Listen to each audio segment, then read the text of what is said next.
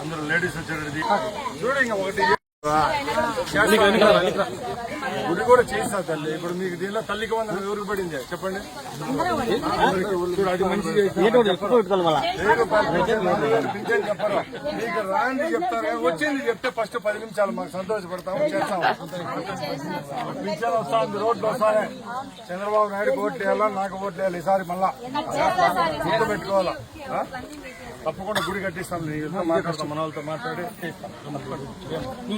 అదే పెట్టుకో.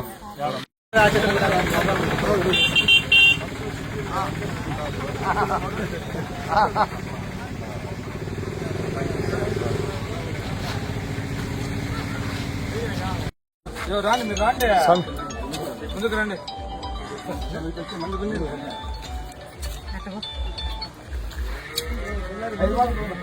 ఏకం ద్వేత్రిణే చత్వారి పంచాశష్టాష్టానవాదశ ఏకాదశత్రయ దేవతాభ్యం ఓం సహస్రశీర్షం తుమివ తెలుసుకో. సహస్రశీర్షం నారాయణం నారాయణే ప్రతి ధనదాని దేవతాభ్యం ఆదిత్యాదినౌగ్రహదేవత ప్రసిద్ధిరస్తు. గుంతుల పుణ్య చేసి క్షీరపుగర్భ దేవతాభ్యోం నమః. శిల్పస్థాపన మహోత్సవ మహోత్సవస్తో తథాస్తు.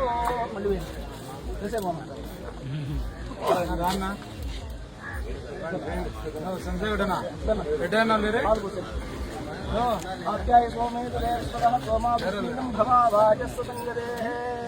నా తల దాన్ని ఏం దగ్గర ఉండే వేసేయండి అంటే వేసేయండి. పాలన్నీ క్షీరతర్పణ దేవతాభ్యో నమః. నారాయణ పరబ్రహ్మం జరుపుతా ఉన్నాం. దానిలో భాగంగా నా సొంత నియోజకవర్గం రాయచోట్లో లక్కిరెడ్డిపల్లి మండలం రెడ్డివారిపల్లి గ్రామ పంచాయతీ నందివాన్లపల్లిలో ఈరోజు పర్యటించడం జరిగింది. మేము ఒకటే చెప్తున్నాం, ఏవైతే సంక్షేమ అభివృద్ధి ఫలాలు ఈ 1 సంవత్సరంలో ప్రజలకు దక్కాయో దాన్ని అడుగుతూ రేపు రాబోయే కాలంలో ఏ విధమైన అభివృద్ధి చేస్తే ప్రజలకు మేలుగా ఉంటుందనే ఒక దృఢ నిశ్చయంతో ఈ కార్యక్రమాన్ని ఏర్పాటు చేయడం జరిగింది. ఈ 25 రోజుల్లో ఆశేష జన స్పందన ఉంది.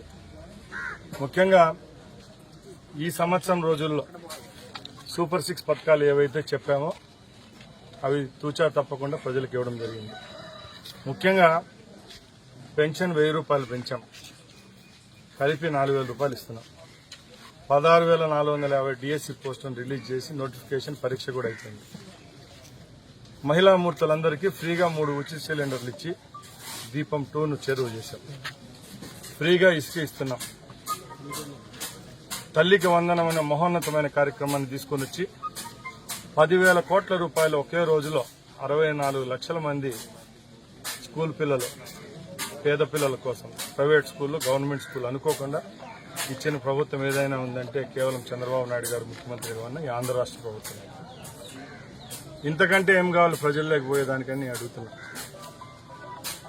సంవత్సరం రోజుల్లోనే ఇన్ని మహోన్నతమైన కార్యక్రమాలు చేపట్టి ప్రజలు మన్ననలు పొందుతున్న ప్రభుత్వం మాది. రేపు ఆగస్టు 15వ తారీఖున స్త్రీ పక్షపాతి అయిన మా ముఖ్యమంత్రి వాళ్ళ రుణం తీర్చుకునే పనిలో ఏపీఎస్ఆర్టీసీ బస్సులు ఆంధ్ర రాష్ట్ర వ్యాప్తంగా పూర్తిగా 4 కేటగిరీల బస్సు ఏవైతే ఉంటాయో Palle Velugu, ultra Palle Velugu, city liner metro, అలాగే ఎక్స్ప్రెస్ బస్సుల్లో ఫ్రీగా రాష్ట్ర వ్యాప్తంగా ఇస్తున్నామంటే అది కేవలం ఈ ప్రభుత్వానికి చంద్రబాబు నాయుడు గారికి దక్కుతుంది. మేము ప్రజలను ఒకటే కోరుతున్నా, గత నాయకుల్లాగా గత ప్రభుత్వంలాగా మాటలు చెప్పి 5 సంవత్సరాలు ప్రజల జీవితాలతో చెలగాటి అని మాడింది వైసీపీ ప్రభుత్వం అయితే కేవలం 1 సంవత్సరంలోనే ఏమి చెప్పామో తూచా తప్పకుండా చేసి చూపించిన ప్రభుత్వం మాదని గౌరవంగా తెలియజేసుకుంటున్నాం. ముఖ్యంగా మా రాయచోటి నియోజకవర్గ ప్రజలకు ఒకటి అడుగుతున్నాం. నేను శాసనసభ్యునిగా ఎన్నికే సంవత్సరం అయింది. సంవత్సరం రోజుల్లోనే ఎంతో కరువుతో కటకటలాడుతున్న ఈ రాయచోటి ప్రాంతంలో గ్రామాల్లో దాహార్తి తీర్చేదానికి సుమారు 20-25 కోట్ల రూపాయలు ఖర్చు పెట్టి ఈరోజు బోర్లు వేసి నీటి సౌకర్యం కల్పిస్తున్నాం.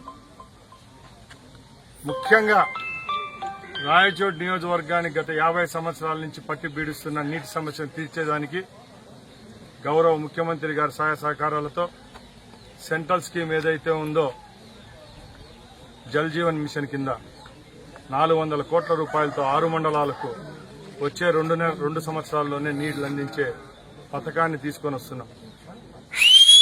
మారుమూల ప్రాంతాలకు కూడా నీళ్లు అందించే పథకం ఏదైనా ఉందంటే అది జల్ జీవన్ మిషన్ ఈ రాష్ట్రంలో మొట్టమొదటిగా ఫస్ట్ ఫేజ్లోనే మనకు ప్రారంభమైంది. అలాగే హంద్రీ నివాన గవర్నమెంట్ పక్కన పెడితే ఈ ప్రభుత్వం వస్తానంటే హంద్రీ నివాకు ఎంత నిధులు కావాలో ముఖ్యమంత్రి గారితో చర్చించి పోరాడి ఇప్పుడు సుమారుగా 400 కోట్ల రూపాయలతో శ్రీనివాసపురం రిజర్వాయర్కి నీళ్లు తీసుకొని వస్తాం. అలాగే సుమారు 100 కోట్ల రూపాయలతో సిమెంట్ రోడ్డు నిర్మాణం జరుగుతూ ఉన్నాయి. రైతుల కోసం సుమారు 750 గోషెట్లు ఇచ్చాం. చెప్పుకుంటూ పోతే ఎన్నో కార్యక్రమాలు చేపట్టడం జరిగింది.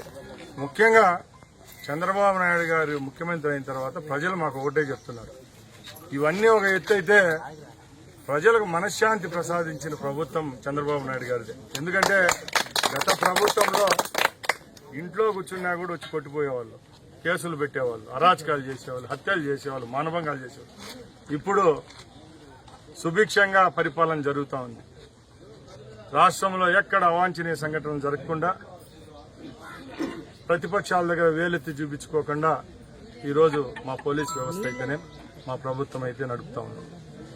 ఇంతకంటే ఏం కావాలని తెలియజేసుకుంటూ వచ్చే 4 సంవత్సరాలు కూడా రెట్టింపు ఉత్సాహంతో పనిచేసేదానికి ప్రజలు మాకు తోడ్పాటు ఇవ్వాలని కోరుకుంటూ సెలవు తీసుకుంటున్నా. జై హింద్, జై భారత్.